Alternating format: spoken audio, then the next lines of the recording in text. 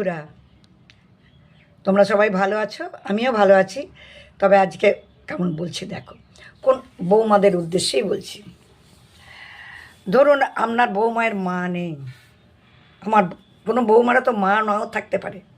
তাহলে বাবা বিয়ে দিচ্ছেন এবং সে শ্বশুর বাড়িতে আসছে, এবার শ্বশুর বাড়িতে এসে একটি মা পাচ্ছে। এটা কিন্তু পাতানো মা, আর জন্মদাত্রী মা কিন্তু নিজের মা।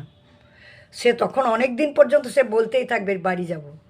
শ্বশুর বাড়িটাকে বাড়ি মনে করতে পারবে না, প্রথম প্রথম তো পারবেই না। তাকে সময় দিতে হবে যে তার বাড়ি কোথায়।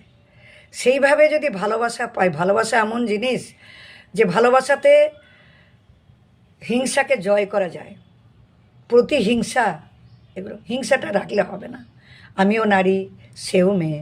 সে তো ওখান থেকে এসেছে, একটা পুকুরে থেকে আর একটা পুকুরে সে ডুব দিয়েছে। এই যে সংসার পুকুরে ডুব দিয়েছে সে, তাকে সুখে রাখার দায়িত্ব কিন্তু ছেলের বাবা মায়ের। তবে বাবারা সাধারণত বৌমাদিকে ভীষণই ভালোবাসেন।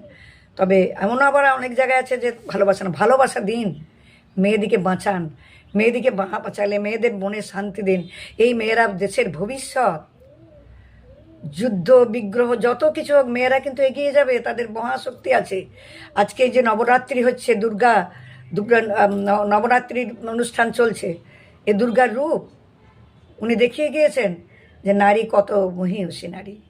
একটা সুসন্তানের জন্ম দিচ্ছে, প্রথম থেকে তার উপরে যদি নানা রকম আমরা কথা বলি, নানা রকম মা বাবার সম্পর্কে বলি, তার মায়ের যতটা অধিকার আমাদেরও সেই ততটাই অধিকার। আমরা যদি বলি আমাদেরকেই দেখতে হবে, তা নয়, সেটা সবারই।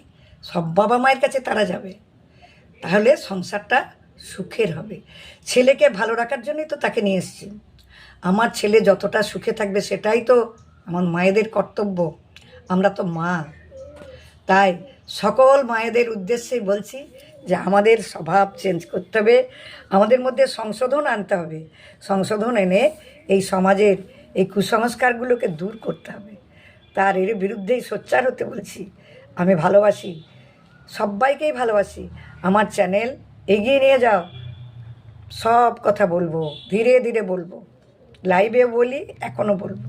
ঠিক আছে, সবাই ভালো থেকো। আসছে এবার